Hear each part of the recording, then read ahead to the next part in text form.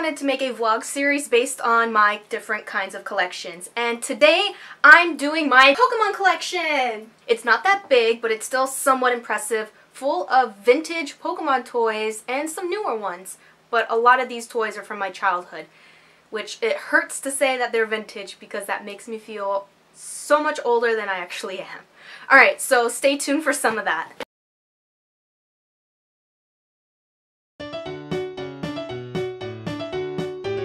Time to just move all this stuff out of the way.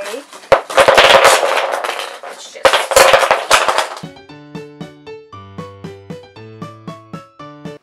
This stuff took me nearly an hour to set up, and now it's all over my floor.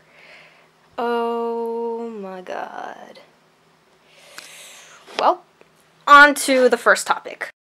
Alright, so we're getting this one out of the way because I don't have any memory of when I got this or if I even ever played it. Now, I have two older brothers and they were also into Pokemon. My oldest brother started growing out of it sooner than my other older brother, so most of the stuff that you see that's in good condition, somewhat better condition, are his, and all the toys that you see and other stuff that is in not as great condition, definitely been roughed up, those are all mine. Now, this game is in perfect condition. I don't think we've ever played it. It's got all its pieces. We never even attempted to play it. I think it was just a little too complex for us to understand as kids. So we never even tried. Now, it has all these card pieces and little game chips. It also came with a map of the Kanto region. I mean, I guess it's cool, but not anything I'm interested in. I have seen a couple of YouTubers talking about this game and trying to play it and stuff like that, but even then, I don't find any interest in this game at all. I prefer the Master Trainers in Pokemon Let's Go than in this Pokemon board game. Board game? More like boring. Alright, so now let's move on to the next thing. Next up on the list, miscellaneous media. Starting with my Pokemon VHS tapes. Pokemon Wake Up Snorlax, the TV episodes that contain the Eevee brothers, Wake Up Snorlax, and Showdown at Dark City. So that's this tape. Now moving on to the next one, I have here Pokemon, the first movie, Mewtwo Strikes Back. The funny thing about this movie is that I actually have two because my brother was having a birthday party around the time that this movie was released on VHS, and he ended up getting two of them as presents from his friends, so we ended up with two. But I love this because it did come with Pikachu's Vacation, which I loved watching that as a kid, and I do have some of the promotional Pokemon cards, which actually this image right here of Ash is on a promotional Pokemon card from Burger King that I remember having. And I do know that in one of these promotional cards, they refer to Meryl as Peekaboo. And when I show you my Pokemon card collection, what I have left of it, I'll see if I actually have the card that says that.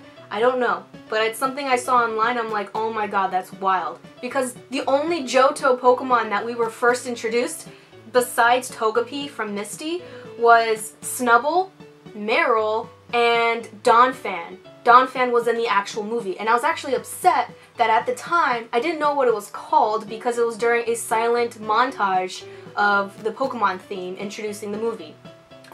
All in all, great film.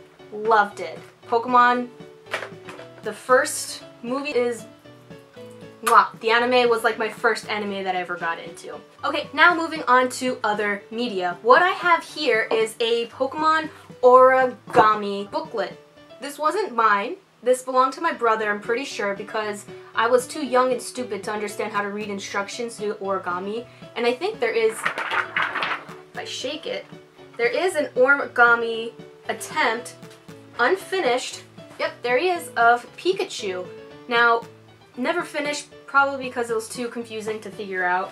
What I like about it is that on the back, it actually has more promotional books, and they refer to the Pokemon Adventures as Pokemon Comics. One thing I noticed about this that I didn't notice until the other day, they had these books along the top of the different starter Pokemon having mini adventures. That brings me on to my next book. This is the third book in the Pokemon Gold and Silver series, Totodile's 1 Gold. And the fun thing about this is that I actually received this in a grab bag at Holiday Matsuri a couple years ago. This is around the time that Toys R Us was closing, so the bag was like full of stuff that you'll find in Toys R Us. And I thought it was crazy that this was in there. I've never seen these before as a kid growing up, and when I took it out of the box, my friends were freaking out. They're like, oh my god, I haven't seen this in years! And I think it's really cute because the art style kind of looks like they're wool. If you know, like Yoshi's Woolly World or something like that. So it's really cute. I remember I read through it, and I do have it in my bookshelf. This is adorable. This is definitely something I can imagine reading to kids. So yeah, it's really cute. Alright, so the next thing I want to talk about are these Pokemon handbooks that I have. So I only have 3. The official Pokemon Handbook. Now this one is the first one that ever came out, and I like how it's shiny. And it really had almost zero purpose to truly have. If you wanted something to help you get through the Pokemon games, I wouldn't recommend this book. I would recommend the actual strategy guide. But this did have something that was really cool. In the back, it has a checklist of all 151 plus Togepi, and this is mainly what my brother and I use this booklet for. We'd actually make photocopies of this, which is very smart for our young idiot minds to not actually write in this, whether it was in pencil or pen. But yeah, this guy, I have been looking through this a lot throughout my childhood, so some of the pages are falling out. Like half the book, I would say, is falling out. So yeah, not in the best of conditions, but still really neat. And really old. I've had that for years. Next on the really old list is this one. We never had the one for Gen 2, but we do have this one for Pokemon Advanced, which was a truly amazing game. And this one is cool because it came with a poster. I didn't even know I still had this poster until just now when I was getting this book ready for this little segment.